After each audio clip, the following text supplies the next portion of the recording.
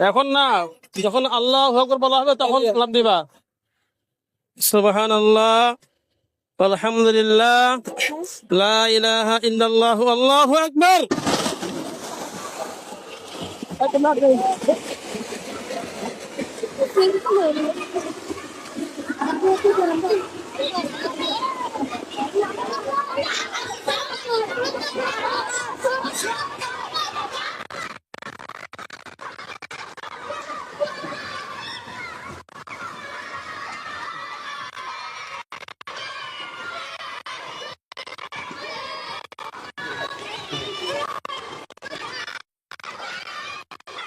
আপনারা কেমন আছেন? পুকুরে শান্তি মতো গোসল করছেন? গোসল করার সময় সুন্দর করে গোসলের যে তরতিবগুলি আছে, আগে মেসওয়াক করবেন। কি করবেন? 2 নম্বর, পরিষ্কার করে সাবান সুন্দর করে ব্যবহার করবেন। ঠিক আছে? এরপরে ব্যক্তিগত কাপড়, লুঙ্গি, গামছা এগুলো সুন্দর করে পরিষ্কার করে নিজেরটা নিজেই হেফাজত করবেন। কি করব?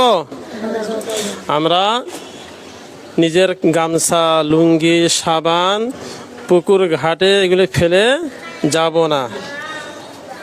কোথায় নিয়ে যাব? উপরে নিয়ে আমরা কি রোদ্রে দিব। ঠিক আছে? এরপরে আমরা তরতিবের সাথে গোসল করব।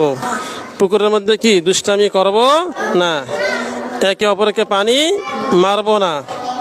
কথা বুঝে আসছে?